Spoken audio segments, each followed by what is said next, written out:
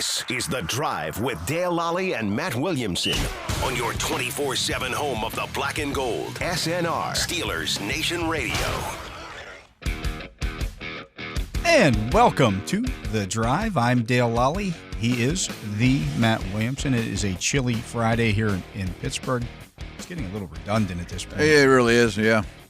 Wind's blowing, snow's falling. Yeah, shoveling, etc. Shoveling, right. Rinse, lather, repeat. Justin's icy driveway, all kinds of problems, yeah. It's better than what Justin's going to be doing tomorrow. Take the plunge, dude. For a good cause. For a good cause, right. But I was telling my wife about it today, and I'm like, they could not get me to do that. No. But I am psyched to go to Indy. Absolutely. Not that I'm like trying to get out of Pittsburgh or it's going to be like a warm, yeah, it's not going to be like going to Mobile or going to, But I am ready to the roll. owners' meetings. And exactly. I could go for that right now, too. That would be good. They should schedule that now. Yeah. That'd be fine by me. Head to West Palm Beach. Mm-hmm. There's a good chance we're there anyway, but I could use it this week. Yeah, it would be good this week. So, Matt, just a little bit ago, Jason from Over the Cap. I don't know what Jason's last name is, but it's. I should. Okay. I should too. Yeah. Because he tweets a lot, and I follow him. He's very good. Yeah. Yeah. He put out a little chart. You're a big chart guy. I like charts, like graphs, charts. whatnot. Yes. Sure. So this chart is broken into 4 quadrants, and it has on the bottom part of the chart your wins over the last 3 years. The team's wins over the last 3 years. On the left side of the chart is available cap space or projected salary cap space. I should say. Okay. So if you're in the upper right-hand quadrant of that, you're a pretty good team that has a lot of cap space. Okay, you've been winning lately, and you have plenty of space to do more stuff. Yes. Yeah. In the bottom right quadrant are the teams who have won a lot but don't have as much cap space. Okay. They got some work to do. They're paying for it a little bit. Yeah. Right. Top left side are the bad teams who have a lot of cap space. Yeah, where you really don't want to be is in the bottom left side corner, where you haven't won a lot of games over the last few years. And, oh, by the way, you don't have any cap space. I'm guessing Saints and Browns are spending some time in that neighborhood. They are right there. Which quadrant do you want to start with here? You pick. Let's start with that bad one I might actually pull first. it up here and see if I can find it. So in the bottom quadrant, bottom left, okay, bad teams with no cap space over the last 3 years. Okay. They could have been good last year, but you've got the Saints. Yeah. You've got the Browns. They are by far the lowest on the chart there in terms of available cap space. Right. You've also got the Falcons, the Houston Texans. Falcons are kind of a mess right now, too. Yeah. The Jets and the Panthers. The Jets and the Panthers. That adds up, too. Panthers, a lot of frivolous spending.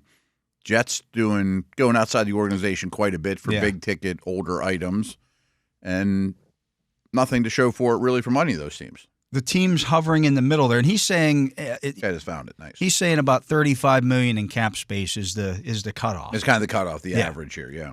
So right along that line there of delineation are the Colts, the Jaguars, and the Broncos, with the Rams teetering a little bit. Yeah. They're kind of even Steven, middle of the road here. They're like the most average-looking teams, it looks like, in this situation. Other teams who haven't won many games but do have cap space are the Giants, the Titans, the Bears, the Cardinals, the Raiders, and the Patriots, who have the most cap space in the league. Yeah. Raiders are second, but they've got both of those teams just have so many holes. They got a lot of work to do. But I would say if you're the Bears, and one name you didn't mention, Washington, which I know we're about to get to. I was going to get to them because they're a team that's kind of headed in the right direction. That's where you get encouraged. Yeah. And same with the Bears a little bit. Like they don't have as many holes as the Raiders and Patriots, but you got a lot of stuff there. You know? The Chargers are also in that. Yeah, area. Right next to Washington. Yeah. Looking at the teams who have won a lot over the last 3 seasons, but are in a little bit of cap hell. Yeah. You got the Bills. They have the least amount of that group. You've got the Seahawks, who have the second least amount in that group. Miami, Dallas, Tampa, Kansas City, Baltimore, and Philadelphia. Okay.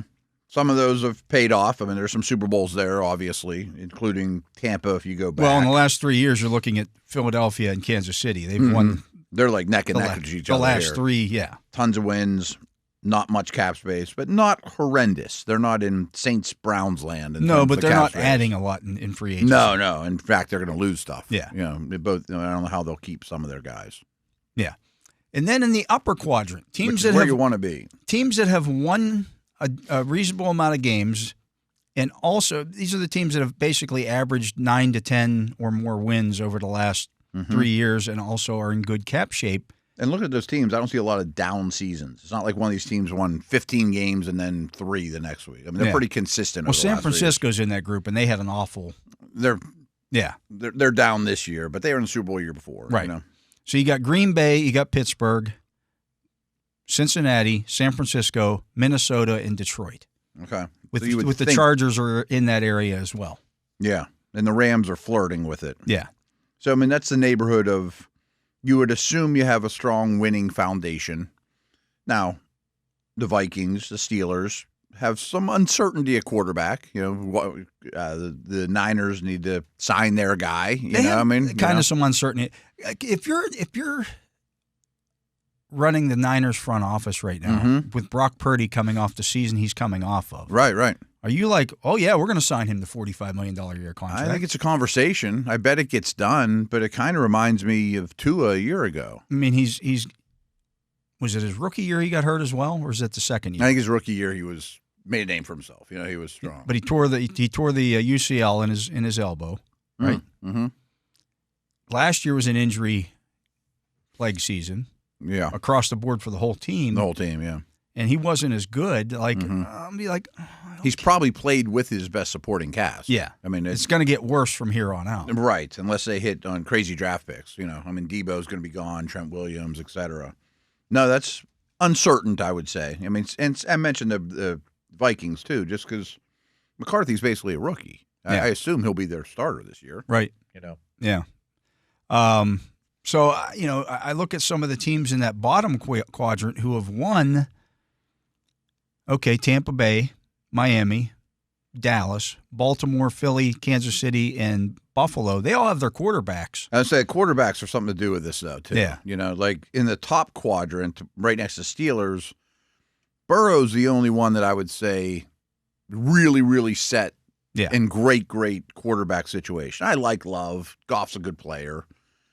But those bottom, the ones that have won a lot that don't have a lot of cap space, well, I see Lamar, Allen, and Mahomes all right next to each other. Eating up a big chunk of that cap space. Exactly. And Hurts is in that neighborhood too, but that's more the roster around him. Those four are kind of sitting by themselves over here. Well, and here's the thing, though. Burrow's contract now starts to really kick into some of the big money. Moving forward. Yeah, right. Because he just signed that deal basically. So, like, if you're the Bengals, what would it take for you to get your little icon all the way over to like Chief Land? A lot. A lot. But you do have the quarterbacks with those guys. Yeah, so it's an interesting little. I mean, and then you look at some of these teams.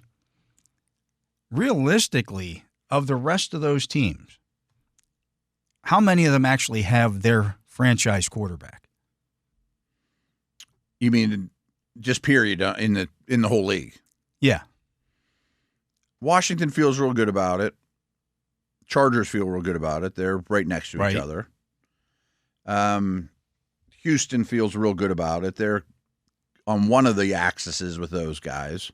I think it's still too early, but you're encouraged with Nix and May and Williams. Right, you don't know yet. You don't know.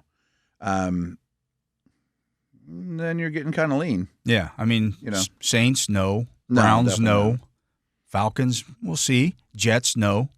Panthers, I mean, they're in the same boat as the teams with the rookies. Yeah, coming off of this. I mean, you feel better about them than McCarthy because you know more. You feel better about him than you did a year ago, but he still put. It's the thing with him is that. Yeah, he played well the last 5 or 6 games of the season. Young, you talking about? Yeah, better than he had. Oh, right. I mean, the bar was so low. The first 5 or 6 games of the season, he was awful. He might have been the worst quarterback in the league. Easily needed benched. Yeah, I mean, terrible. Yeah, and so yes, you're encouraged. It's going the right direction, But then next step, when you're at this point next year, you play 17 games. Yeah, they're going to start talking about, okay, do we want to pick up a 50-year option? Right. We want to sign him to a long-term contract. Maybe he's in Tua land. Yeah.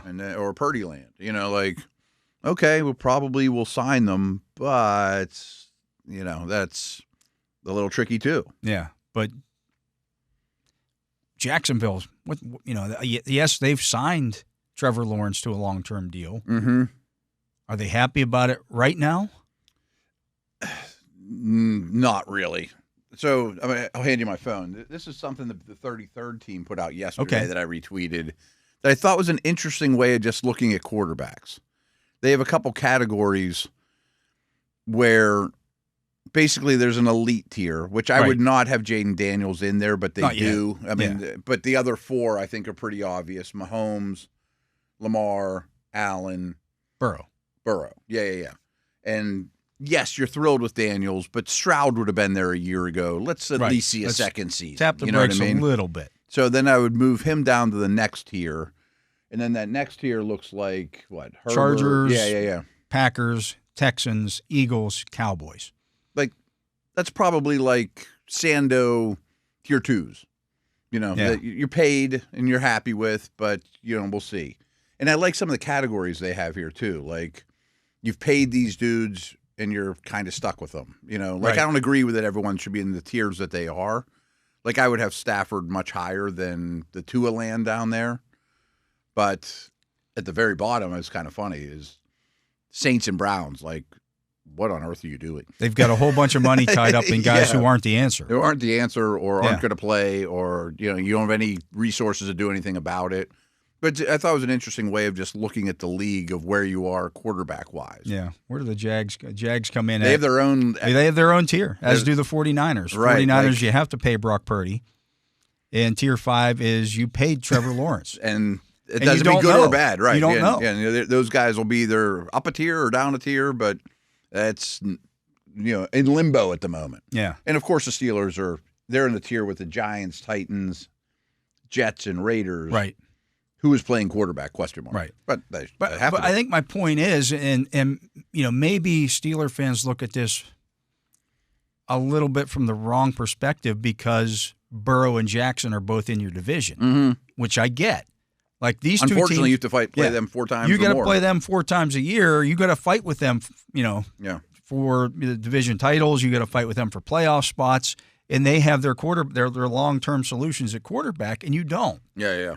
And you throw the Bills and Chiefs in it too. Those are teams that have eliminated you lately too. Again, more AFC teams. I know. Those 4 quarterbacks are all in the AFC. Yeah. But to me, the fact that you are they're right there beside the Bengals in terms of wins and cap space. Bengals have a trump card that you don't. Exactly. Yeah, I think that's a good way of looking at it. Is what if you could find that guy, or the fact that which is why you keep trying. You got to keep trying, right? 100%. And people know this, but the Herberts and Strouds and in the AFC too.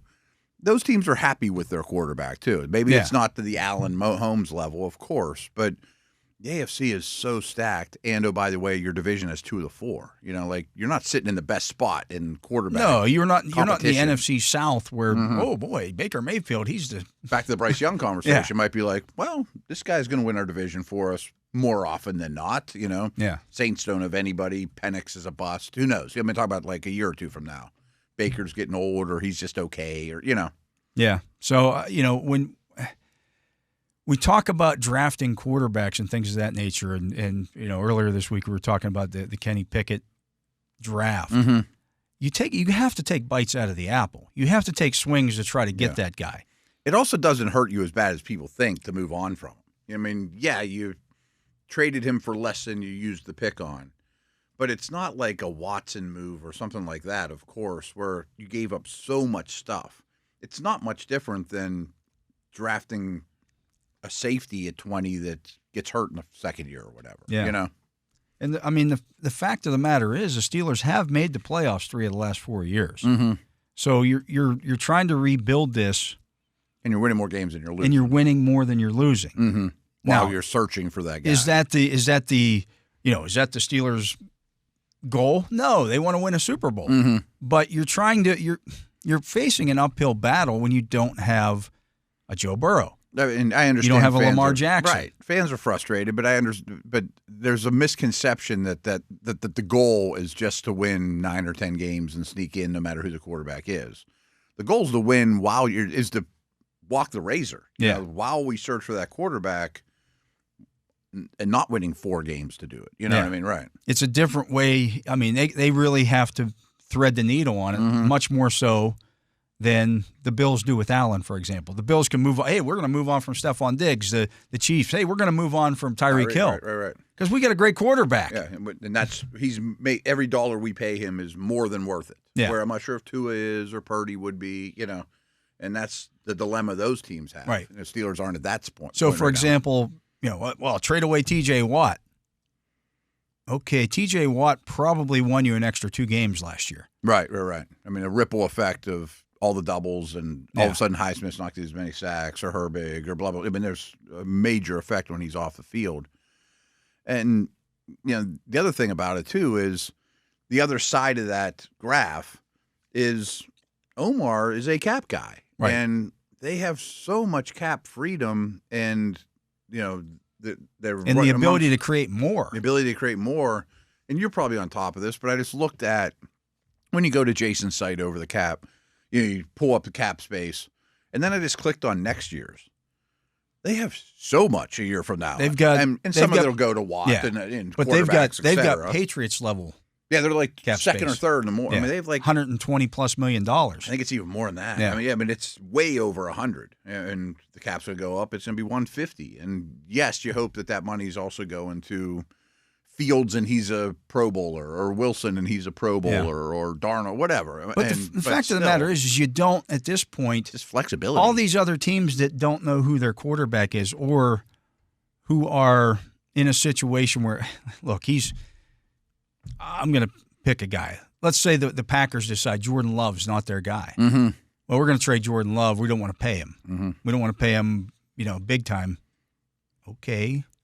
But then what do you do? Yeah. See, that's the problem with now the league. Now you have ways, the ability too. to trade for a guy like that. Right. Like, rarely do you see the Rams go, oh, Goff's taking us as far as we can. We're going to move on from him even though we paid him.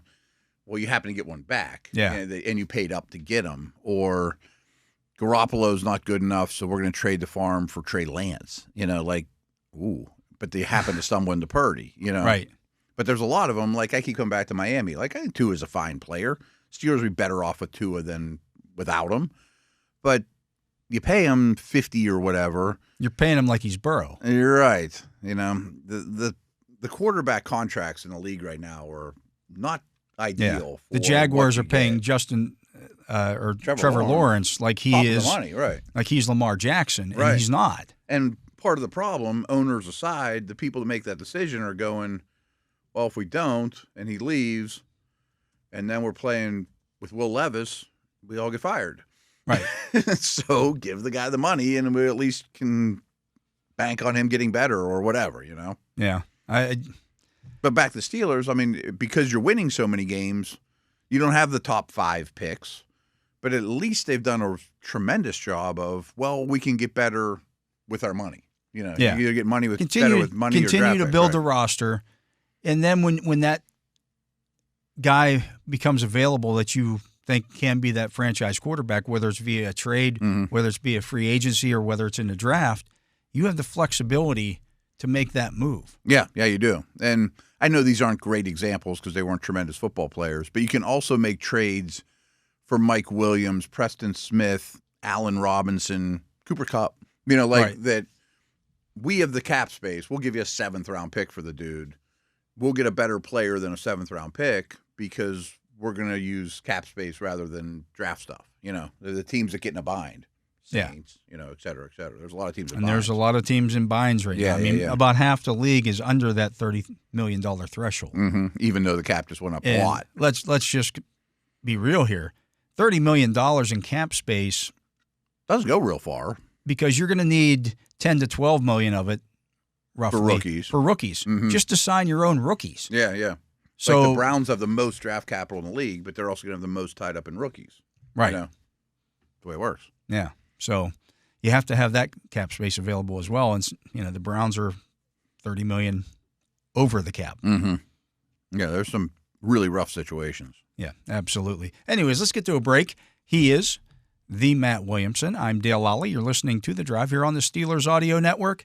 Matt and I will be back with more right after this. And we are back. I'm Dale Lolley. He is the Matt Williamson. And Matt, Aaron Schatz on ESPN. And, of course, Aaron Schatz is the creator of the DVOA. Yeah. The godfather of football analytics, they call him. Right. Okay. Yeah. He's way ahead of time. Anyways, we try to track him down at the combine, okay. by the way. Yeah. On ESPN, he has projected bold moves for each team in free agency. Projected them. Okay. Not predicting. I saw it. I haven't read it yet, but I was going to check it out over the Throwing weekend. some stuff out there that he would like to see happen. Okay. You want to do the Steelers first, or you want to save them? Last. Okay. We'll just go down the list then. All right. For the Buffalo Bills, blow the Bengals out of the water with a T. Higgins trade offer. Wow.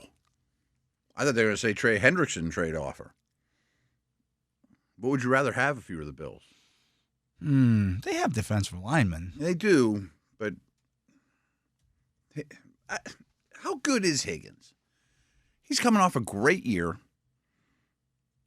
I think he'd be really good with Josh Allen. I think he'd be tremendous. Yeah.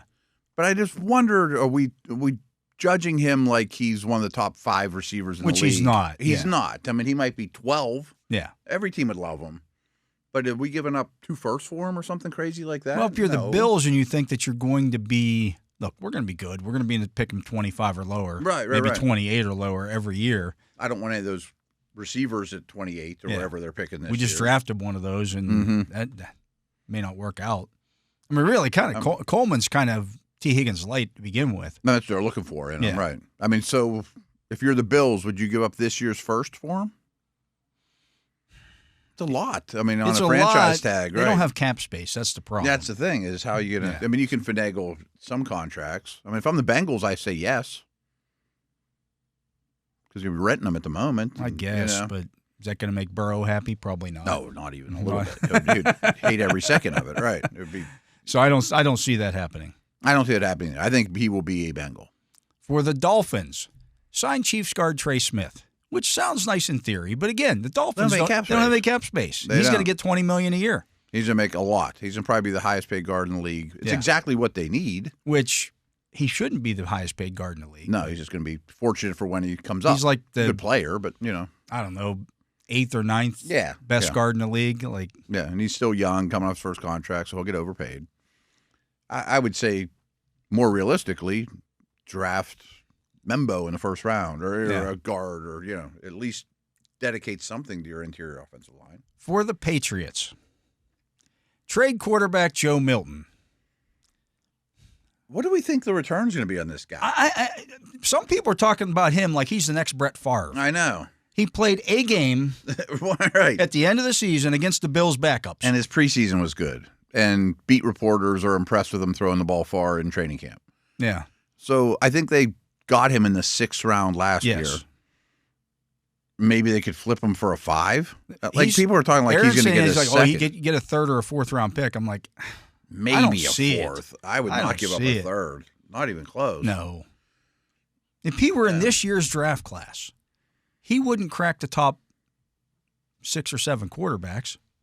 Last year's version wouldn't. This version that looks a little better would be in that neighborhood. I still wouldn't get. I'd rather have Howard.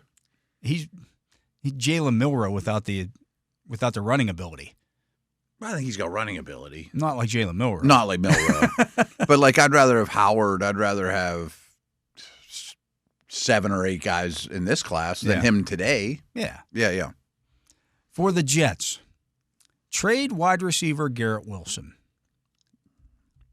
The thing is, the cupboard's so bare at that position right now because Adams isn't going to be back. Lazard's not going to be back. They're going to stink. I assume. They're going to stink. Who do you think their quarterback's going to be? I don't know that it matters because they're going to stink. Yeah. From what's available out there, if I don't know. They're not in a spot where I think that they'll get a rookie. Mm-mm. I could see them having the non-Steeler. Yeah. I mean, it could be a landing spot for one of those two, but I wouldn't be thrilled about it if I was one of those two. No. But I guess my point with the Jets is if you're going to do that with Garrett Wilson, why stop there? Like, well, yeah. Should Quinnen Williams be the next one? You know, like the guys that you're about to pay, should you just here's get the thing picked like crazy? The Jets are going to have to ask themselves. I mean, I don't think Wilson wants to be there, though, too. I don't think he wants to be there. The wide receiver pay scale is going to put him around $30 million a year. Which I think he's worth at his age. But if you're the Jets, you're like, okay, but we don't have a quarterback. Right. He could be open all day long. It doesn't make any difference, right? So many teams make that mistake. The quarterback has to come before the receiver. It really, in the build. Yeah. I mean, those guys, it's a selfish position by nature. Well, that's what they thought when they drafted Garrett Wilson because they had just taken Zach Wilson. Yeah.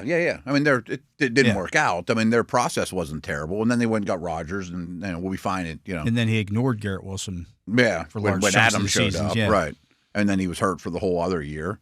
But like, it's a selfish position by nature. I'm out there doing my job, getting open. It gets frustrating. You know what I mean? I'm not getting the football, and then you become a malcontent, and you're not getting anything out of the guy who's doing his job. I would give the Jets the 21st pick in the draft right now for Garrett Wilson. Me too. And then go D-line in round 2. I might even give him a little sweetener down the. I think he's really, really good. Yeah. He's better than any receiver in this draft. I think he's better than any receiver you can get. Yeah. I mean, including easily, including Adams and Metcalf and like anyone you could get, or McMillan, or anyone in the draft, or anyone that you could. He'd be the best guy you could get. Yeah. And if I'm going to trade Pickens too, it makes that a lot easier. But I would love to see them together, But yeah, he's a top 10. You would be a really dangerous team. Yes. If you had Garrett, I don't even care who the quarterback is. Right. Just swap Wilson your first pick. Yeah. Okay. And he might be getting better. Yeah. Now we're cooking with gas here. He's still 24 years old. Right. He might not be at his prime yet. For the Ravens, double up at cornerback. So they're saying that they need to. He's saying that they need to go out and get 2 cornerbacks this offseason. Again, they don't have the cap space to do that. I've seen a lot of people say that, but they drafted Wiggins in the first round. Yeah. Humphrey's not going anywhere. He's 30, though. I mean, he is. And that's part of the reason they drafted Wiggins. Stevens is going to probably leave. Yeah. But I've seen a lot of people cite it that are analytics folks saying, well, the Ravens gave up so many big plays, they got to get better corner. Well, they didn't after they made changes. Like the first 10 games were a disaster with coverage busts and things like that. I don't think their corners are horrible. Yeah. I might even improve pass rush before I improve corner. They got to get one, but right. I don't think you need to double up. For the Bengals, it's trade. You can't ignore O-line. No, they have so many other really things. Got to get right. O-line. For the Bengals, it's trade defensive end Trey Hendrickson. I'm on board with that because I think if you're going to keep Higgins, you're probably going to have to deal him. I was talking about this on my show today. I think they need 2 O-linemen, a tight end, and if Higgins leaves, 7 or 8 defensive starters. Higgins isn't going anywhere. He's not going anywhere. I'm assuming he's there. With Higgins, I need 2 O-linemen, a tight end, and like 6 defensive starters. Yeah, and like almost my entire defense. Yeah. And if Hendrickson can turn into 2 starters with a draft pick in cap space at his age, except you're subtracting one. Your best defensive starter. Right. Much else to get rid. They're in a bind. They're in a bit of a bind. I don't know what else you can move. For the Browns, you got to draft better on defense. Yeah. What you got to do. Do not trade Myles Garrett. Well, now that sounds well in theory, but he wants the hell out of there. Well, there's that. No one ever thinks about the human element of it. He doesn't want to be there anymore. I think we've talked about this, but deep down, if the Browns were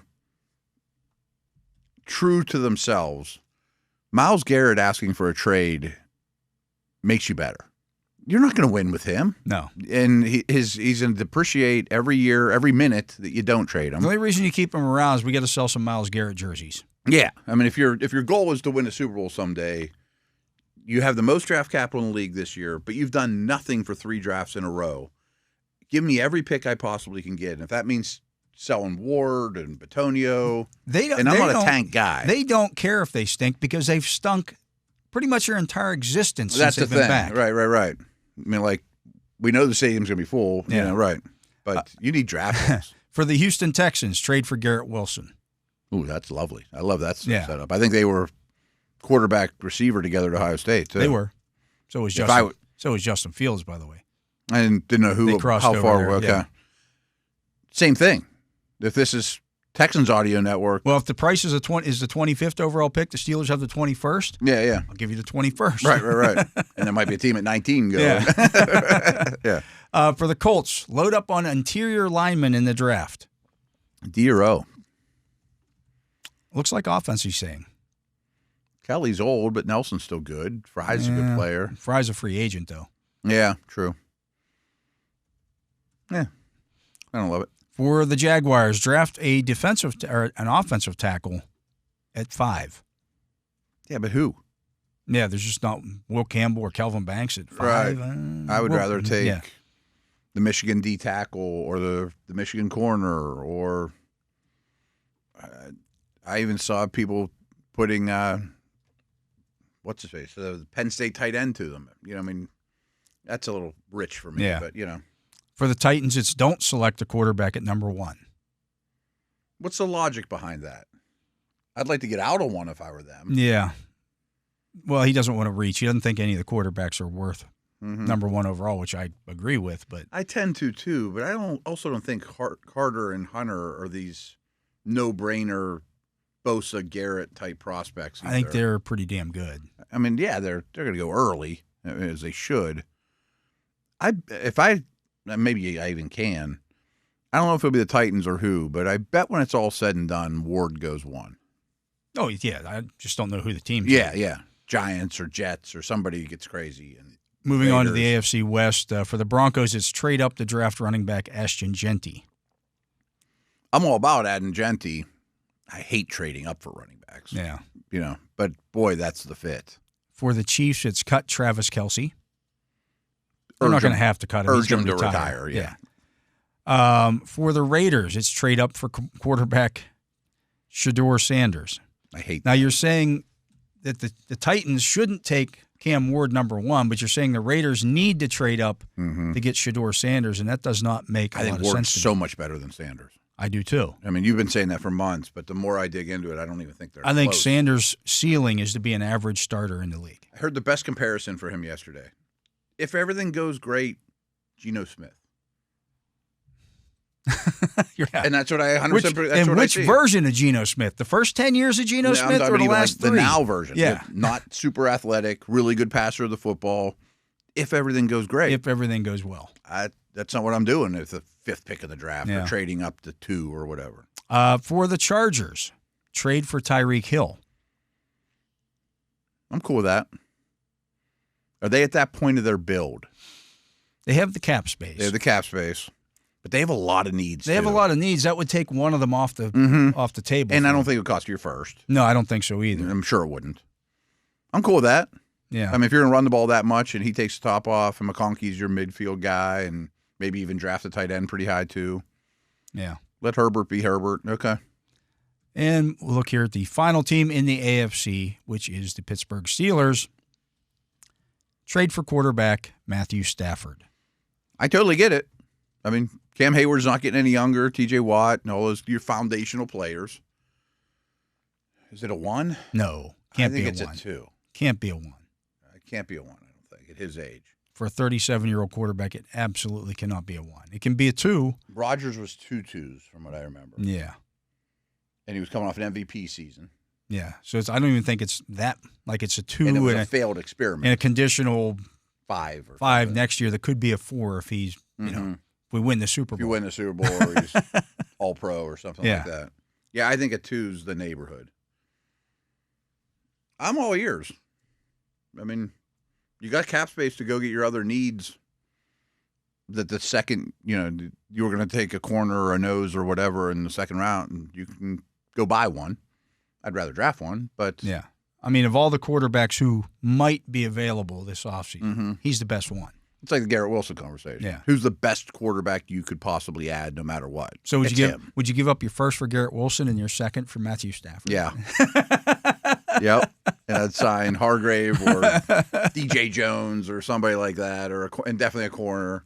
You'd have your salary cap would be on its head, but you might be really, really good.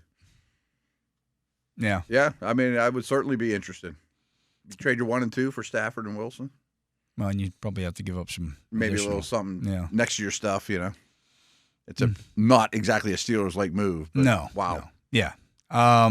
Anyways, that's the AFC portion of Aaron Schatz's what he's projecting he would like to see happen this offseason. Yeah. I mean, a lot of stuff would be fun. Yeah, we'll get to the NFC when we come back. He is Matt Williamson. I'm Dale Lolley. You're listening to The Drive here on the Steelers Audio Network.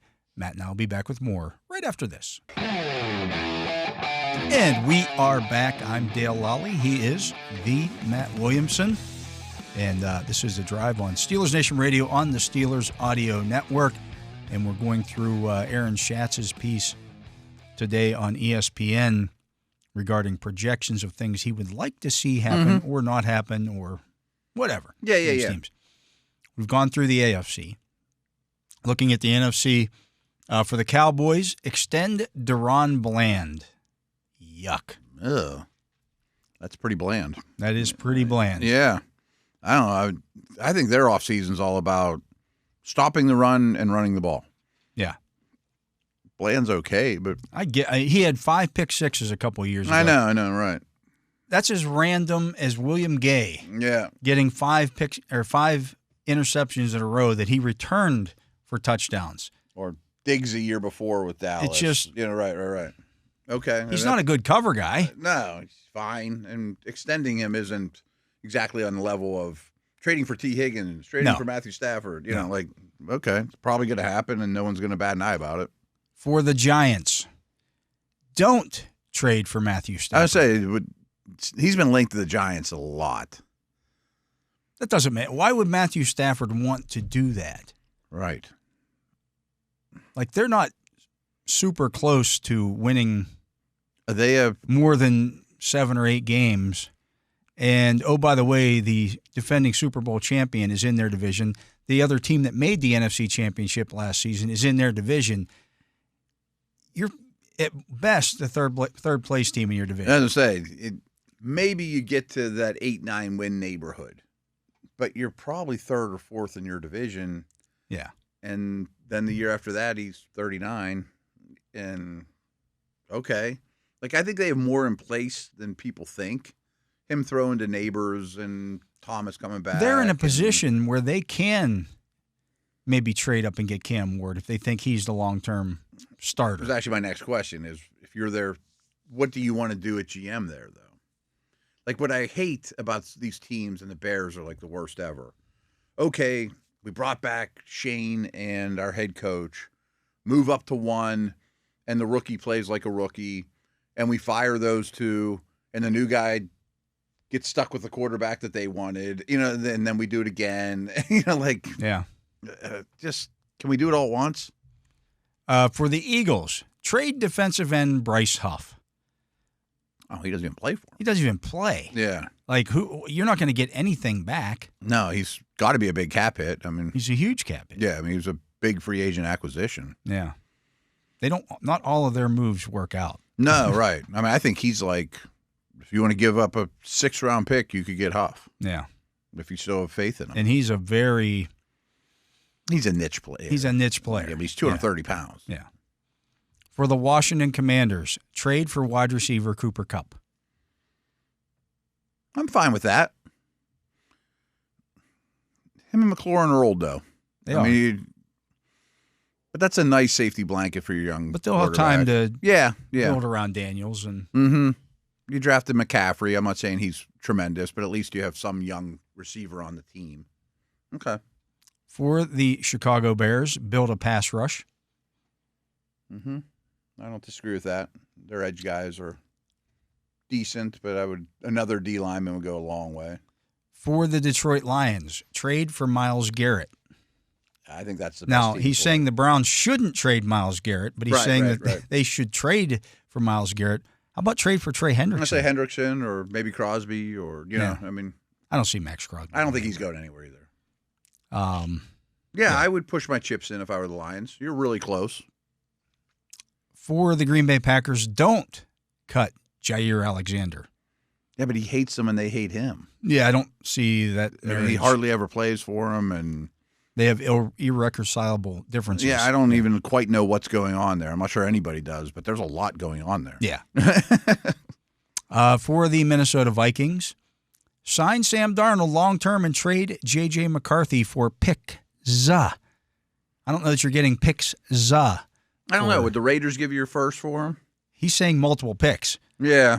You're not getting multiple picks for J.J. McCarthy. You're just not. I mean, unless it's several seconds and thirds. Yeah, a third and a fifth. I don't think you're going to get more that. than a first. No. Would you give 21 up for McCarthy? I didn't love him last year. I didn't love him coming out was my problem. Right. I don't have a problem doing those kind of deals. I haven't seen anything since that makes me say, oh, yeah, he's better. Right. I haven't seen him at all. Right. I mean, honestly, like if Drake May would have got hurt and was in the same situation, sure. That's loved him coming out. That's a different situation. Right. I just didn't love McCarthy coming out. But some team did. I mean, is it the Raiders, the Giants, the Jets?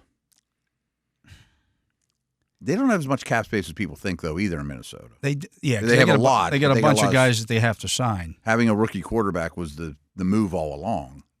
At the same time, they just won 14 games with Sam Darnold. Yeah, and it works. On. Yeah. No, I don't hate that move for them. No, we've talked about even if it's a bunch of day two stuff. Yeah. For the Atlanta Falcons, trade Kyle Pitts. Their cap situation is a lot messier than people think. Their cap situation is bad, and his fifth-year option They're is not going to pick it up. Can't. Mm-mm. And even though it's not, the tight end fifth-year option is not ridiculous. Right. But he's made a Pro Bowl. Oh, yeah. So that pumps it up. It's probably your last year with him. It pumps it up even more than what it should be for what they use him for. I bet you'd get less than you think. Yeah. Fifth, fourth, something like that. Carolina Panthers, double up on the pass rush. How about Kelsey's replacement, Pitts? It's not really the same, though. No. He's a lot more linear. Yeah. I'm sorry, what was that one? Double up on the pass rush for the Carolina Panthers. Oh, I'd go D-line yeah. in this draft, yeah. For the Saints, don't restructure Derek Carr's contract. Stop kicking the can down the road. It's insane. Eat your vegetables. Yeah. I heard someone saying that Michael Thomas eats up like 5% of their cap this year. It's ridiculous. He hasn't played forever, and he hasn't been good in 5 years. Yeah. And like Cam Jordan next year is going to eat up like 6%. Like that doesn't sound like a ton, but it's a ton. Yeah. It's a couple of players. Yeah, it's 1/20th. Yeah. He's not going to be on the team. For the Tampa Bay Buccaneers, cut Rachaad White. What's that to you? He's on a rookie deal. It saves him $3.3 million in cap space. I never thought he was good, and he's a backup. Couldn't you trade him for a 6th-round pick? Probably. Maybe not this year. Yeah.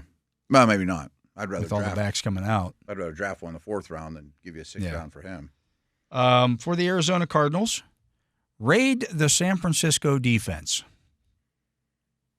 Saying all the guys that they're going to Javon Hargrave, Dre Greenlaw, Javarius Ward, go get them. I don't hate it. I think I'd be really focused on the D-line if I were them draft-wise, but that doesn't mean you can't do those things. I'm trying to think who their defensive coordinator is. It's the Eagles. The head coach is the Eagles D coordinator. I'm going to say, do they run a Niners-like scheme? I'm not sure on that. I don't know. Yeah. The Arizona Cardinals are the Pittsburgh Pirates of the little bit NFL. Like, they exist, but nobody outside of that area knows that they exist. And their fan base isn't rabid about it either. For the Rams, trade quarterback Matthew Stafford and bring in Sam Darnold. That's the move when I originally heard months or so ago, Stafford could be on the move. I'm like, well, what are they going to do? It'd be different if they had a 2nd-round pick from last year hovering around or something like that. But if you just want to get 10 years younger. Which they've shown they did that in the past with Goff and Stafford. They're like, okay, we're going to move on from Goff here. Mm-hmm. We're going to trade for Stafford. Stafford's older. Yeah, right. But they're willing to make that move at quarterback. But they redid their D-line with Donald left, and I would understand it. That's kind of a bet on McVay that I can keep Darnold highly relevant, And you pick up picks in the meantime. The beauty of Darnold is you don't have to give any picks. Right. It'd be a couple years in a row where you really have a lot of draft picks. Yeah. For the 49ers. They're a tough one.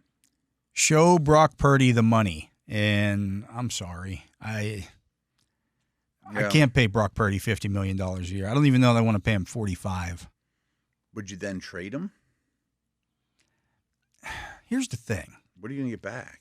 I don't know that I think he is a systems quarterback, and that's not a bad thing. No, right. But I think the nest has to be really good for him. Yeah.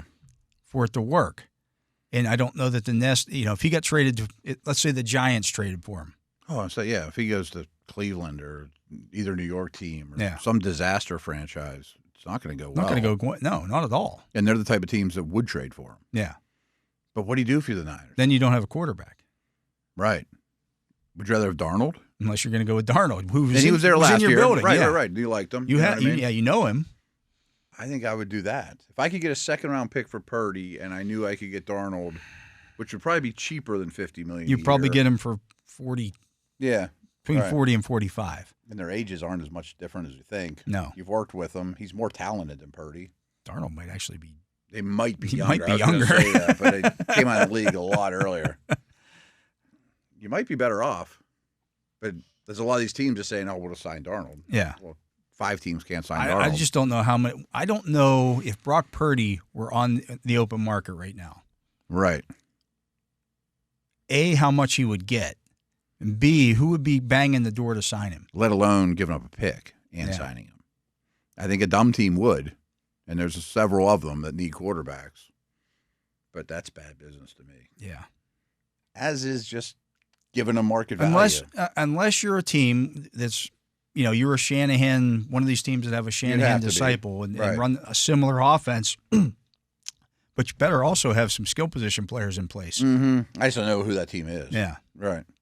And there's a couple coaches, McVay, Shanahan, that I might pick door number 2 on the quarterback as opposed to just settling. If McVay had Darnold, I bet he'd still be as good as he was in Minnesota, if not better. I don't know, man. And that Niner situation's tough. For the Seahawks, shake up the wide receiver room. Trade Metcalf. Trade DK Metcalf. Well, Lockett's going to get cut. To the Pittsburgh Steelers. Yeah. I think he's a second rounder in return. Yeah. You're not going to get a first for Metcalf, but we can't trade all of our picks. No, right. We traded first and second for Wilson and Stafford already. But I'd be interested in Metcalf. I think a lot of teams would. Yeah. Metcalf and Pickens on the field together is a little crazy. But that couldn't happen. That couldn't happen. There would be too much volatility there. The stadium would just blow up. One word every to week. put it. Yeah, right. Yeah. It would be a volcano. Times are good to be fine. Yeah. Metcalf, even when times are good, people get under his skin and he starts fighting people. Well, same thing with Pickens. Right, true. They're almost the same dude. They're pretty similar. In a lot of ways. When you talk about George Pickens' problems, DK Metcalf is like the forebearer of all this. Yeah, he does, especially on the field hostility with him. Yeah. He just knows that you can get under his skin, and everybody does. That's what happens. And and if I were sitting down with George Pickens, I'd be like, I would have him. In fact, if Russell Wilson were to re-sign with the Steelers, yeah, because he's been with DK. He's been with DK. They were throwing together last offseason. There was a video. I would be like, hey, George, why don't you talk to DK? Because I actually saw DK Metcalf was on the Great British Baking Show, Great American Baking Show. Okay. For the pre-Super Bowl, the celebrity one pre-Super Bowl. Okay. And seemed like a really nice guy. Oh, I'm sure he's swell. Right. He gets on the field. But and when he gets on, and he even said, he's like, I'm not like off the field. My personality is not like my on the field personality. Which is true for a lot of players. A lot of people. I was that when I was playing sports. I was that way. I'm a nice guy. Yeah. You put me in a competitive situation. But it's a liability for him. It becomes a little. I get a little cranky. He needs to reel it in though. Like some people, Polamalu's the nicest guy in the world walking around, but he's a madman on the field. Well, because he gets better. Yeah. I'm not sure Metcalf gets better. It doesn't make you better if you're out of control. If you're out of control going after other people or you allow them to get under your skin. And 15 yards and flags left and right. But I would still be very interested in Metcalf. Yeah, absolutely. But that is Aaron Schatz's. That's the entire NFL we went through. Yeah, we did. And for the Steelers, again, just to remind everybody, it was trade for Matthew Stafford. You at least got to make the call. Yeah. That would be one that if the news came out that the Steelers called the Los Angeles Chargers or Los Angeles Rams to inquire about Matthew Stafford, I'd be like, oh, okay, that makes sense. I would hope that's happened at least. Right, right. Not for a young guy who they just signed a new contract last year, and also the team doesn't have a GM. Who'd you call?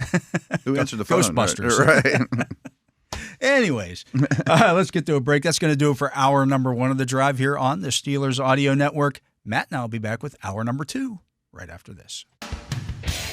And we are back. I'm Dale Lolley. He is the Matt Williamson, and this is the drive on the Steelers Audio Network. And it is a little mock draft madness here on a Friday. I like it. Let's do it. Well, we just talked about the whole Matthew Stafford thing, so let's do a mock draft where it looks like we've traded for Matthew Stafford. Okay. Second round pick, a conditional 5 next year that could move to a 4. Okay. With whatever conditions you want to put on it. Okay. Now, let's say that happened today. Okay. How would you address free agency then? Well, I'm signing a wide receiver of some, like maybe a Darius Slayton or someone of that ilk. Yeah. And it would probably be more attractive to guys like that. Oh, I think you wouldn't have any problem attracting those guys. Or even, if you want, I mean, Cup obviously would be. Yeah. You know, just wait it out and see if he gets cut or, you know. Okay. I would also be very much in the market for a veteran corner. Yeah. Veteran cornerback is something. I think it's something that should be a given from here on out when we do our mock drafts. They have signed a veteran cornerback. Yeah. Because we never take one in the first round. But sometimes we start talking about it in the round 2. Yeah. Which you could do with a veteran, but would be awful tough with, only without a second round pick. Yeah. I'd like to have a little more age gap there with my 1 and 2. Mm-hmm. Okay. All right, we're going to start the draft here. And I certainly be looking to trade down more likely in the first round.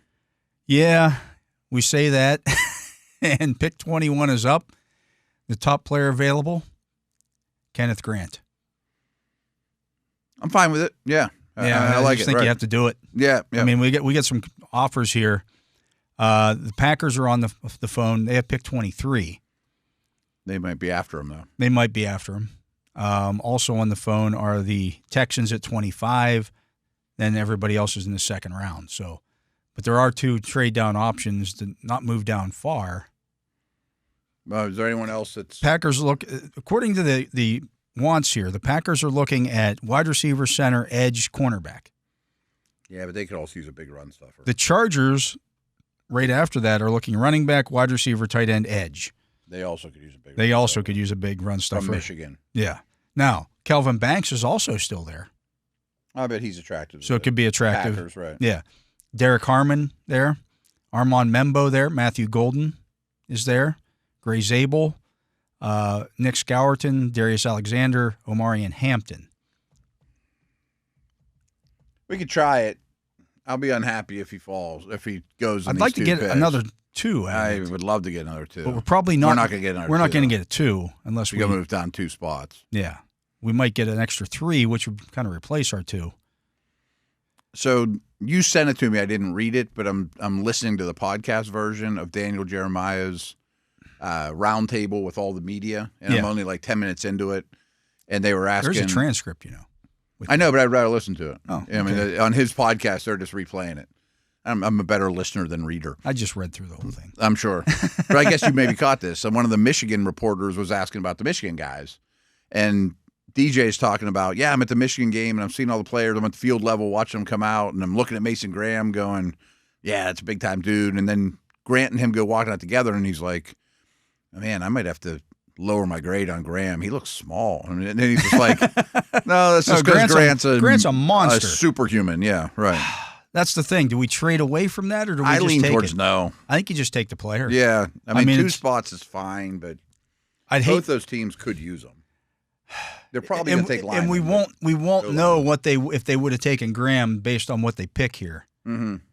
But Grant is right. I think that's what you need. We're going to talk about the freaks list in the next segment. He's on the freaks list. Yeah. Right. Yeah. You just take Kenneth Grant. I think you do. Yeah. All right. We'll live without a second round draft pick. Such is life, but we have Matthew Stafford, and he'll make people better. Yeah. And we signed a receiver. We signed a cornerback. Mm-hmm. All right. Now we're up at pick 85. We have 4 trade down offers for this. Okay. I would listen here too. Side note, but it applies here. Are you still in the quarterback in round 3-4 market? Yes. I think so. Absolutely. I think it's an ideal spot to take Rourke or Shuck. And here you go, son. Learn. Exactly. Shuck might be the perfect guy. Here, look at this gunslinger now. Right, absolutely. Rein your stuff in and get more like him. But he might be 28 by the time he plays for you. That's okay. But I don't really care about that part. That's okay. Yeah, right. Yeah. But I mean, talking any of those dudes, Ohio State or any of those guys, Howard. I mean, like, I would still be highly in that market. The Jets are on the phone with pick 92. We're only moving back 7 spots. I'm interested. You need picks. I need something that's going to be useful here. They're not going to give us our next pick, which is 108. Okay. Will they give us 145? They'll give us 145. To move back 7 spots? Yeah. We could use it. Yeah. That's a running back or something. Yeah. All right. They took it. All right. They drafted Nick Emuwari. Okay. Charles Grant went. Quindarius He's on the freak Robinson. list too, by the way. Yeah. Jeffrey Bassa, Elijah Arojo, Dylan Gabriel, and came on Rucker, edge rusher out of North Carolina. So okay, that didn't hurt nothing us. there. That was brutal. Okay, so we're up now at 92. The top players available: Azaria Thomas, Anthony Belton, Mason Taylor, Tez Johnson, Devin Neal, Harold Fannin, Dion Walker, Tate Ratledge, Jalen Milroe. Now, if we went and got Stafford, Milroe doesn't fit at all. No. Andrew Makuba, Mello Dotson, R.J. Harvey, Will Howard, Ashton Gillette, Jonas Sanker, the safety out of Virginia, Aeneas Peebles, defensive lineman from Virginia Tech, Kobe Bryant, the cornerback out of Kansas. The first 3 names you mentioned I thought were all interesting. It was Belton, Thomas. I always feel like O-line's a luxury pick when we do these. Yeah. And all of a sudden we don't have the picks to make luxury picks. But in this neighborhood, I think Belton's really good value. Thomas, the Florida State corner, absolutely is great value at this point. And I forget what the other name was, but the first 3 you said, I was like, Mason ooh. Taylor? Yeah. Yeah. But that's also a luxury pick. Right. If you had extra picks, O-line and tight end would make some sense. Let me look at the receivers available. You're looking at Tez Johnson, that's the wide receiver out of Oregon. Jalen Noel out of Iowa State. I'm really interested what his size is next week. Yeah. I'm hoping he's almost 200 pounds. Like, he's pretty thick. They list him at 200. Yeah, I know. 5'11", 200. Torrey Horton. I don't think he's a little guy. I can live with his size, Yeah, Torrey Horton out of Colorado State. Pat Bryant out of Illinois. Kobe Hudson out of UCF. Kyle Williams out of Washington State. Nick Nash out of San Jose State. Noel's definitely my favorite. Yeah. Yeah. Just looking at the other names. Would you take him here. over Thomas, though? We signed a veteran cornerback. Mm-hmm. I think I would. Okay. Because one way or the other, we didn't do anything with George Pickens. Right. We better have, and we assigned somebody, but right. I mean, it's a Slayton or a Cup or somebody it's not long term. Yeah. Right. No, I think I'd take Noel. I'm fine. I like the player a lot. He's really grown on me. All right, Jalen Noel it is, wide receiver out of Iowa State. And we're back up at 121. Top players available: Jalen Milroe, Riley Leonard, Terrence Ferguson, tight end out of Oregon. I like Ferguson, yeah. Jackson Dart, quarterback out of Mississippi. He won't be there. He's not going to be there. I would take him in a heartbeat there. Willie Lampkin. No, but fun. Ahmad Hassan, edge rusher out of Boise State. Jack Kaiser, linebacker out of Notre Dame. Damian Martinez, running back out of Miami. Nah, I'm thinking about that. Zay Alexander's there if I want to take a big cornerback. I like corners. I like that corner. Chase Lunt is still there, the offensive tackle out of Connecticut. And we don't have a running back. Riley Mills, defensive lineman out of Notre Dame. We took Grant, though. Grant's a nose. Yeah, I know. Mills is a defensive end in this defense. I think he might be the best player there. I like him a lot. I mean, I think he would learn. I got no problem ton from Cam Hayward. D-line. Yeah. Okay. I would probably lean towards Martinez, but we'll find a back. There's some backs there that I like a little bit later that are still available. I'm sure there will be. Take 2 of them. Yeah. Take Mills. I like Riley Mills. Riley Mills reminds me of a young Cam Hayward. Okay. Just traits. The hand work and just very polished in the motor. Mm-hmm. It's a good school to take someone out of. Yeah. Okay. Coaching. We're up here again now at 145. This is the pick we got back from the Jets. Quinn Ewers, quarterback out of Texas, and it's not for me. Not for me. I don't hate it, but Benjamin Urasek, tight end out of Georgia. Jarquez Hunter, running back out of Auburn. Kalel Mullings, running back out of Michigan. Pat Bryant, wide receiver out of Illinois. Jake Bringenstool, tight end out of Clemson. Simeon Barrow, we don't need any more defensive linemen. Kyle Williams still there. Kyle McCord still there. My knock on McCord is he's a little bit of a pocket passer, stiff, not a great athlete, which is exactly what we traded for. That's what we just traded for. If that's the way you're going to play football, then, I'd like to have somebody that has a little more. By the time he's a starter, do you still want to play football that way? I don't know. But Well, Tyler Shuck is still there. No way. I would have taken him 3 rounds ago.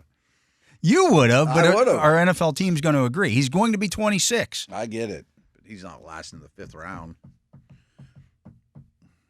Who do you like? What kind of running backs are there, though? We have Jalen Warren and nothing else. I'd take Tyler Shuck. Oh, of course I would. Mullings, Trevor Etienne, Kyle McGonigal, Marcus Yarns, I should say, Bushell Tootin, Jordan James. I'd take Jordan James. I'd take James of that group. Okay. I'm cool with that. All right, Jordan James it is. We can't have one running back. We're back up again, and we're going to have the same conversation because Tyler Shuck, Kyle McCord are both still there, as is Curtis I think Rourke. Shuck's cheating, just like Dart a round ago. Take him. He's available. I We're would going to have take taken him him in round 2. We could have taken Kyle McCord. Or Kyle McCord might not be available. Not everybody's going to take quarterbacks. I get it, but I don't think Shuck gets out of day 2. Okay. I firmly believe that. We're up at 224. Honestly, we've filled up. Well, we haven't taken a tackle. Holland Pierce is there from Rutgers. Could always take another corner. Xavier Truss from Georgia. Trey Wettig from Indiana. Carson Vincent from Alabama A&M. Dalton Cooper, I should say. He was one of the snubs from the. I'd be willing to take a shot on Holland Pierce. Okay. Any corners that are exciting? 6'8", 344. Yeah, he's a giant. Huge. Yeah, develop him. You don't need anything for him for a while. Take another Georgia tackle. Xavier Truss wasn't great, though. He's just a big body, too. 6'7", 320. Might be a guard. Big guard. Yeah, huge guard. Corner's the only other direction I would consider. You can find a corner here, I bet. Mm-hmm. Yeah, take him. Probably going to be a nickel or fight for your nickel spot. But we sign when we have Trice. Yeah. Let's take a look at the corners and safeties still available here in round, our last pick of the draft. So you got Dante Trader, safety from Maryland. Okay. Jordan Hancock, safety out of Ohio State. Dan Jackson, safety out of Georgia. Tommy Hill, the cornerback out of Nebraska. It's fine. Mac McWilliams, cornerback out of UCF. I believe he is he's a slot. Okay. 5'10", 185. Shamari Simmons there from Arizona State. Jabbar Muhammad, cornerback out of Oregon. You can do worse than that. Yeah, he's not bad. I think I'd lean that way. Yeah, I think you take him. Mm-hmm. Those Oregon corners have worked out pretty well. And he could develop into a starter. Yeah. I don't think that's insane to think. All right, draft is all done. And we got an A for Kenneth Grant. I didn't think they would. Because his nose. That's just the way that they're. Yeah, we made the trade. We made the trade for Matthew Stafford. We got Jalen Noel in the 3rd round. We got, in the 4th round, a defensive lineman, Riley Mills, so we doubled down on defensive line. Mm-hmm. We took Jordan James, the running back out of Oregon, in the 5th round. We also had our second 5th-round pick was Tyler Shuck at 162. Took Holland Pierce, the offensive tackle out of Rutgers, in round 7 at 224, and Jabbar Muhammad, cornerback out of Oregon, in round 7 with our last pick at 246. Mm-hmm. For people who didn't listen, we did our top 21, and I'm almost certain we were both a Grant. Grant was like 8th. Yeah. Yeah. If you'd swap 21 for him right now. Yeah, absolutely. I think so, too. Yeah. And maybe 10 days from now when we get back from Indy, you'd be like. It might be a pipe dream. I'd trade up for him. You know, right.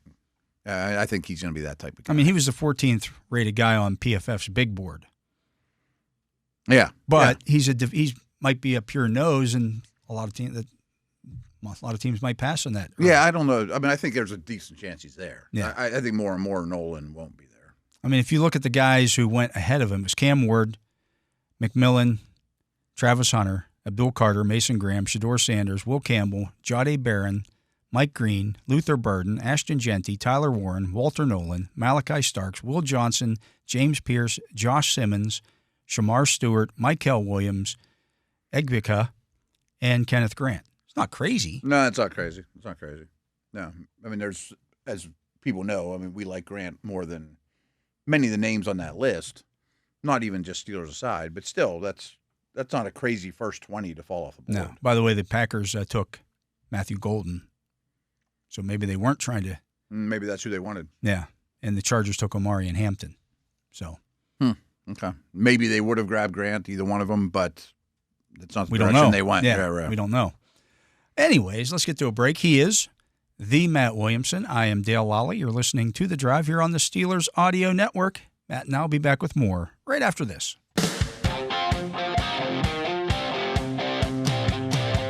Welcome back. I'm Dale Lolley. He is the Matt Williamson. And Matt, with the Combine kicking off next week, I thought we'd take a real quick look here at the Bruce Feldman Freaks list. Yeah. Freaky deaky. I'm sure a lot of people don't know what the heck we're talking about. So I'll give you the quick rundown. Is what he works for The Athletic. I don't know Bruce, but he's been doing it a long time. He's got a great reputation. And I think he's their college football guy. I mean, which correlates to the draft. But he puts out the top 100 athletic freaks in college football over the summer every year. And I think this is the first year where he did it, where he just trimmed it before the Combine to say, like, one of them might be the Ohio State freshman receiver. You know, he's not going to be at the Combine. So he grabbed all the top ones from his freak list. He gets all this information from Michigan's weight room, et cetera, and trimmed it down to these are the biggest freaks at the Combine. Just for people freak's a good thing. Pull back the curtain here a little bit. Like, colleges do this stuff on a regular basis. Like, when I go to the Steelers facility now, you're walking through the indoor facility, you see Pitt having their guys do jumps and stuff. Oh, yeah. Like, right. They want to see how much they're improving. Mm-hmm. And it's a recruiting tool and all that stuff, too. So it's information they want you to have. It's not like it's top secret. Yeah. Number one is Nick Emuwari, the South Carolina safety. Said he's going to just do all kinds of crazy stuff at the Combine. Think he's going to be around one guy when it's all said and done? I kind of think he will. Yeah. I mean, he's big because he's huge, too. Yeah. Shamar Stewart, the defensive lineman from Texas A&M. Mm-hmm. These are all the specimens that you would think, right? But the production's bad. Yeah. Abdul Carter from Penn State, third guy on the list. Twitchy. Said he ran a 4.48 last year. I'm going to say, I think a lot of people think he might break 4.5.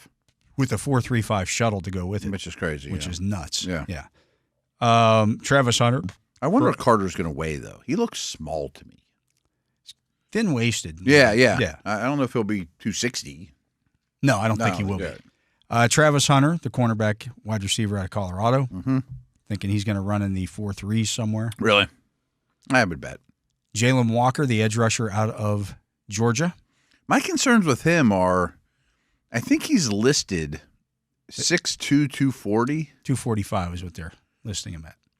Which means he's probably 6'1.5", 240, 245.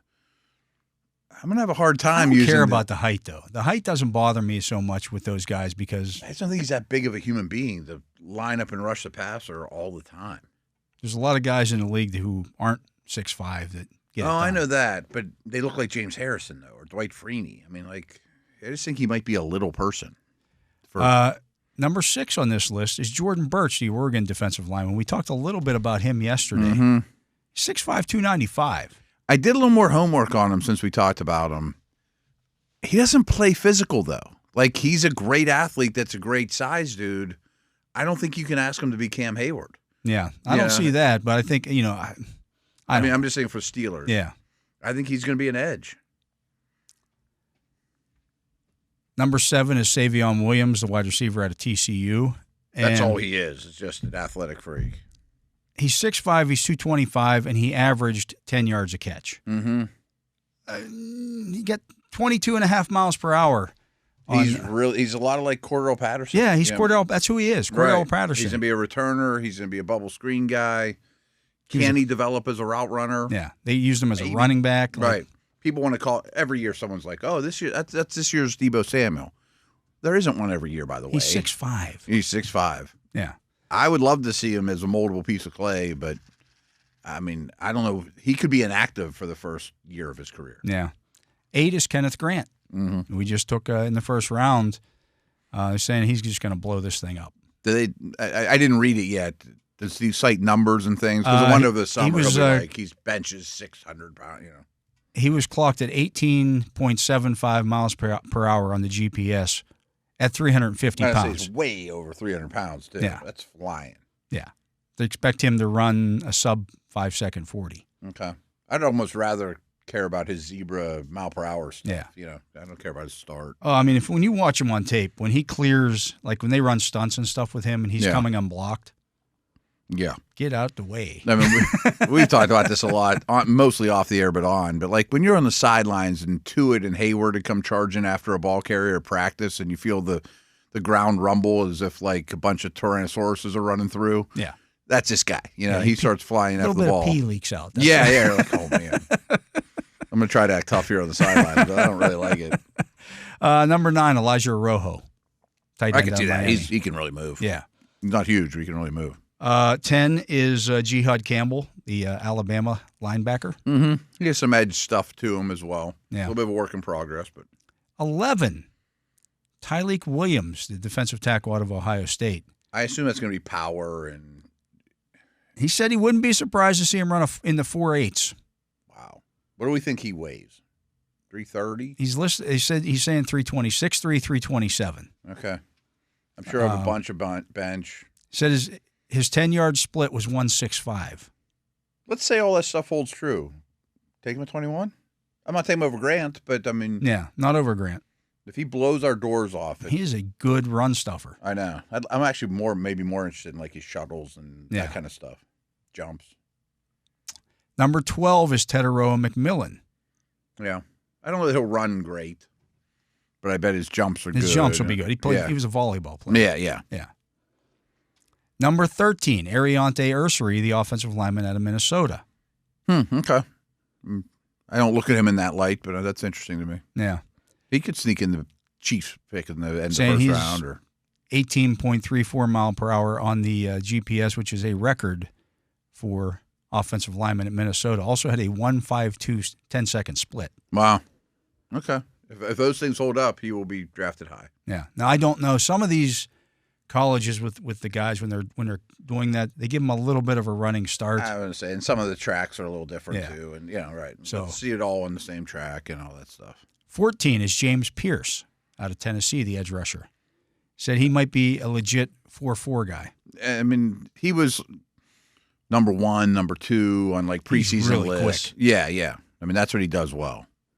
15 is Will Johnson, cornerback from Minnesota or Michigan, I should say. I thought people were worried about his speed. His straight line speed. His he did the 3-cone in 6.57. Okay, wow.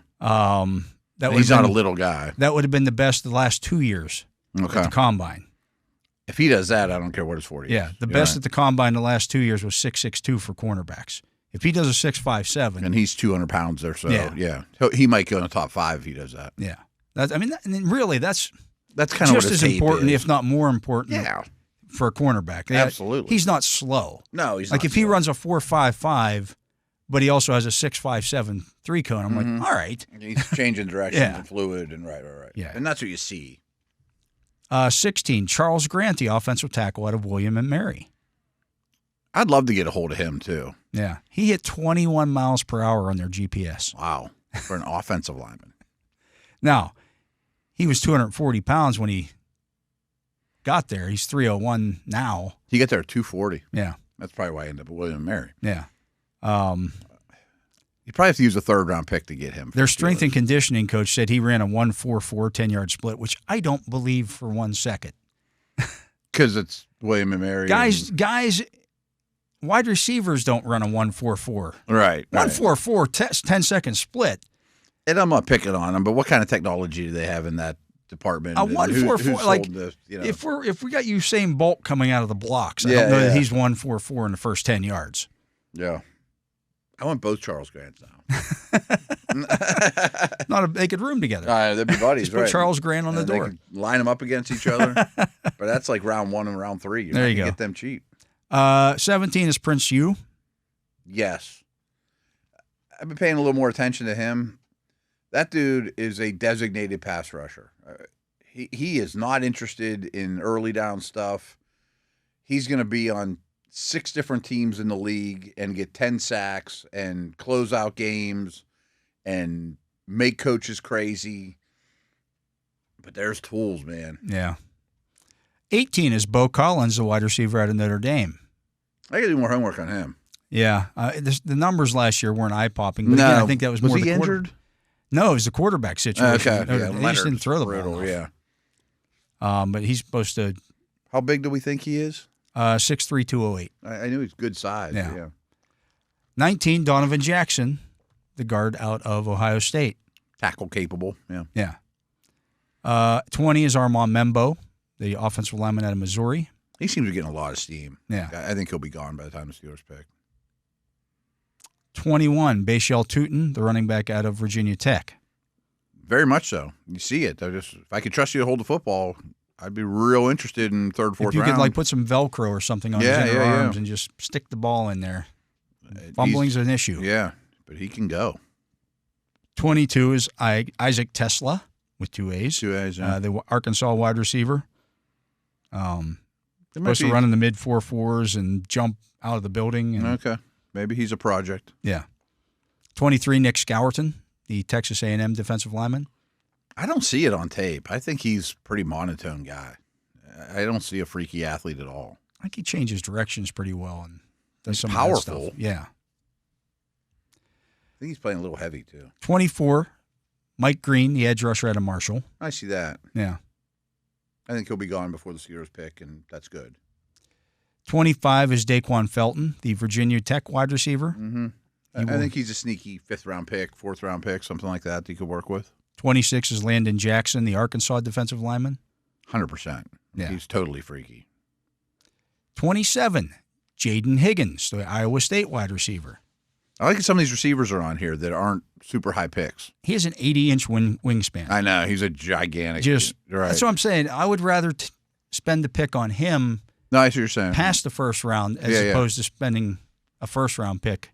If I told you he was a Steelers 2nd-round pick, are you happy with that? 3rd, I'm like, oh, ecstatic. 3rd, sign me up now. Yeah. 2nd, I'd be like, yeah, I'm all right with that. I'm all right with it. Yeah. I don't think I'd trade number 2 for him today. But if I'm in the market for a big receiver, do I want him at pick 53 or do I want Tech McMillan at 8? No, I mean, that's a strong point. Yeah, but I think Higgins could be a Steeler. At 28, Michael Williams, the Georgia edge rusher. He better be. He doesn't make a ton of plays. I mean, everyone talks about him being like this Trevon Walker freak. I don't think that jumps off the screen to me. 29 is Ashton Genty. Sure. Said he squatted 605 pounds, and the Boise State strength coaches wouldn't allow him to get any heavier than that because they were worried that bar starts bending and yeah. 605 pounds. His jumps will be good. I mean, it's all the power. Yeah. 30, David Walker, edge rusher out of Central Arkansas. He better be. I think he's a short arm guy. He's supposed to run in the 4.5s, and he's 6'2", 260 pounds. Real productive. Yeah. 31, Cody Lindenberg, Minnesota linebacker. Okay. 32 is Will Campbell, the offensive lineman out of LSU. Mm-hmm. 33, Alec Eyimanor, the Stanford wide receiver.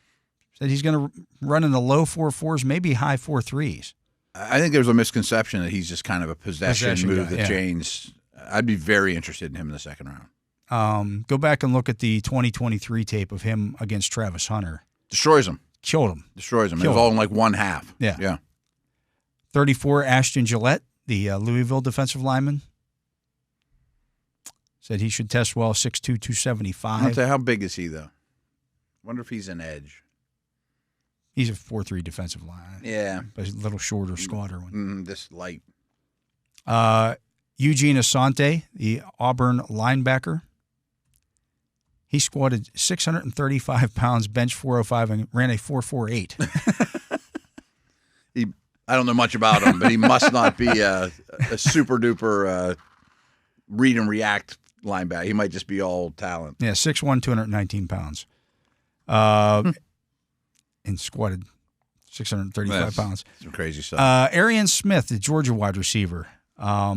He's he tiny. Can fly. Yeah. Yeah. He's like 5'9", 180 pounds, but he can fly. Yeah. Wyatt Ekelar out of Wyoming, defensive back. That would be Austin Ekelar's is it? younger brother. Okay. And he is supposed to be even more athletic. I can imagine. Yeah. But he's a safety. Okay. 38, Jackson Slater out of Sacramento State, an offensive lineman. 6'3", 320 pounds, and he power cleaned 405 pounds, squatted 635, and topped out at 19.96 miles per hour. Jeez. Some of the numbers that these people put up are insane. 39 is Marcus Yarns. He's supposed to run, the running back out of Delaware. He'll run in the 4.4s. That translates. 40 is Darius Alexander, the Toledo defensive I think he's the last one on the list, right? Yeah. What are they expecting out of him? He's bench pressed 400 pounds, hit 20 miles per hour on the GPS, and had a vertical jump of over 30 inches last offseason. It amazes me that so many of these 300-pounders hit like 19, 20 miles per hour of just flat-out GPS. If I ran right now, mind you, I'm 56 years old, but if one of these guys were chasing me, I might be able to get to 20 miles an hour. No way. As I said, if one of these guys were chasing me, they all could be chasing me, and they'd catch me in 4 seconds. I would just have to be faster than you. Well, I like your chances on that. I don't think you're ever getting to 20 miles an hour. Fear does a lot. You could be, oh, man, that's flying. Fear, my man, fear. Maybe one day you got to 20 miles an hour. I'm not saying I could sustain it, but I would just have to do it faster than you. No question about that. But if I wasn't involved and you're getting chased by guys that run 19 miles an hour, you're not getting away from them. I just have to run long enough to get past the 304-pounder. I'm shifty. I'm shifty. I hope. I could change directions better. 20's moving. It's very fast, extremely fast. Especially 300-pounders. That's crazy. Yeah. Right. Yeah, they're nuts. Yeah. It's nuts. That's the freak list from Bruce Feldman. We'll keep an eye on some of those things as they come out next week. We'll bring those guys up a lot next week. Absolutely. But let's get to a break. He is the Matt Williamson. I'm Dale Lolley, and this is The Drive on the Steelers Audio Network. And, of course, you can hear The Drive every Monday through Friday from 4 to 6 p.m. Right here on these very airwaves. Next week, you'll hear the Drive portion of our coverage from 3 to 5 at the Combine. We'll also be on from 2 to 3 with Max Starks as well. I'm on the morning. You're on before that. I'll be on. We'll both be on 5 hours each from the Combine. We got wall-to-wall coverage from 9 to 5 every day out there except for Friday. We're done at 2, but we'll still do all of our regular stuff. Come on. Absolutely. But you can also download the Steelers mobile app. Then you don't miss any of the shows because they're all right there. And you can also watch along on YouTube. And Tyler Vittmeyer is going to be making the trip out there to Indianapolis. His first Combine, I think. His first Combine. Yeah. That means he has to drink 72 shots. That's the way how that works. That's initiation. And, he'll be videoing the entire affair. So we'll see how that goes. Anyways, let's get to a break. Matt and I'll be back with more here on The Drive right after this. And we are back. I'm Dale Lolley. He is the Matt Williamson. And, Matt, I put out a little tweet, a little bat signal out on the X Twitter earlier today and asked for some questions to finish off today's show. And our first one is from Chris Maxwell. He asked a quarterback question. What do you guys think of Gabriel? That would be Dylan Gabriel from Oregon. He seems to process things fast for a quarterback. And don't you guys think that's the most important job for a quarterback? He seems very athletic and accurate. Am I off by saying any of this? No, I don't think you're off. I don't see a high ceiling. He's tiny. He's really little. Yeah, he's really little. I stood next to him down at the Senior Bowl. And I wanted to judge the size, and he was a couple inches shorter than me. And back to our conversation about like Purdy, I really think this guy's a system quarterback. Like he should be Tua's backup. Ball come out, that'd be great. Boom, yeah. That's perfect for him. He's a very, very good processor. He's quick twitch thinker. I don't dislike him, but he doesn't have a power arm. Yeah. He's gonna take a beating at the next level too. I think he's a backup in the right system that'll last a really long time. Yeah. Yeah. No, I think that's a good. Yeah. John Pollock asks, has any player who wore a Guardian cap during the season suffered a concussion? I have no clue.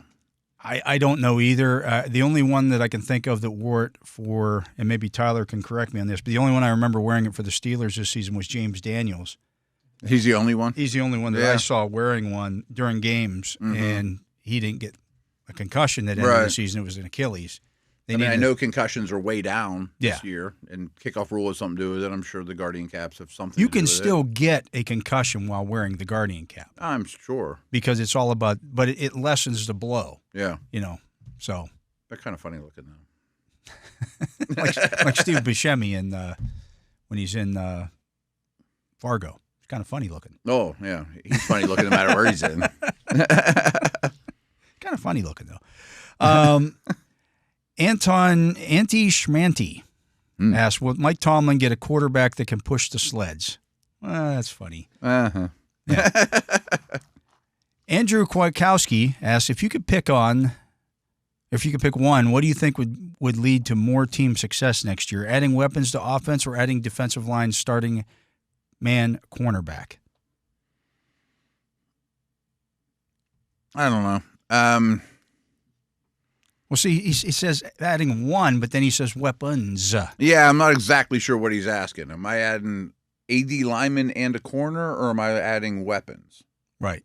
Those are my two choices. Yeah. It's tough one to answer. You're going to be able to. You're actually going to be able to do both. I was just saying, it's not a one or the other kind of thing. Yeah. I think you're crazy if you don't. If you ignore D line, I think you're nuts. Yeah. Considering what's going to be available. I really think a corner could have a huge ripple effect on your pass rush and the way you play defense. Right. And you could win games, lower scoring games that way. But I also think not having a true number 2 receiver, especially when Pickens got hurt, was a big deal. So the true answer is both.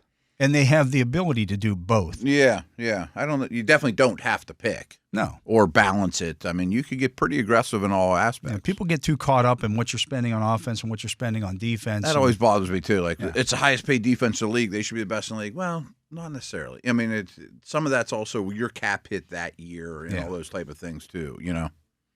They're also not carrying any dead cap money. That right. As well. Joe Markusik asks, what is your opinion on Dane Jackson? He just got cut today by the Carolina Panthers. He's still relatively young. Should the Steelers try to add him? As a fallback plan. He's fine. I don't think it's an upgrade. No. I know it's not an upgrade. He would be a depth piece. Yeah, he'd be a depth piece. I think he'll be a third corner for somebody. Yeah. And he'll probably be on the market for a little while. He's not a needle mover. Yeah. Michael Adesso asks, he's a perfect guy if you thought Trice was going to be a star. Yeah. Like, okay, then you add this dude. Michael Adesso asks, I'm going to keep this simple. You guys have done a good job laying out the many different options the Steelers could go at QB1. However, which do you actually prefer? Obviously, it's early and your mind could change 10 more times, but curious where you guys stand pre-combine. I don't have a strong feeling. I thought he was going to ask, well, what are you doing at QB2? I don't have a great answer for that either. Yeah. Except for draft one like the third, fourth round. There's a reason why, if we believe all the stuff that's out there, and I do, that they are torn internally over which direction to go. There's a reason why that's the case, because it's almost like a pick your path kind of situation. I can make a case that, okay, if we bring back Russell Wilson and give him more, another weapon around him, then it's going to look better than it did last year. Sure. I could make the case that I could go with Justin Fields. Well, he's the younger option, probably going to be a little bit cheaper, not a great deal cheaper. That's one of the things I wish I knew too. If they're torn internally and they have every bit of information, what's he like on Wednesday afternoon? Right. What's the kind of contracts he asking for? Blah, blah, blah. How well does he know the system? How does he check out at stuff at the line of scrimmage? On and on and on. It's still our job to have an opinion. Right. But I don't have a strong one way or another on the two. I really don't. I don't either. I mean, I could understand either direction. I think ideally we just did what if we had the pie in the sky, we could do whatever we wanted here. We'd trade for Matthew Stafford. Yeah, that would be that door was number how I was one. going to answer it. That would be door number one. My favorite option that might be possible is Stafford, even if it ends up being a decent amount of draft haul. But I can live with that. I mean, I think he's that good. Justin Belbeck asks, would the Steelers try to move down a few spots to add another draft pick since they need a lot of help like wide receiver, defensive line, cornerback, running back, offensive line, and possibly quarterback? Maybe try to get back another second or third round draft pick.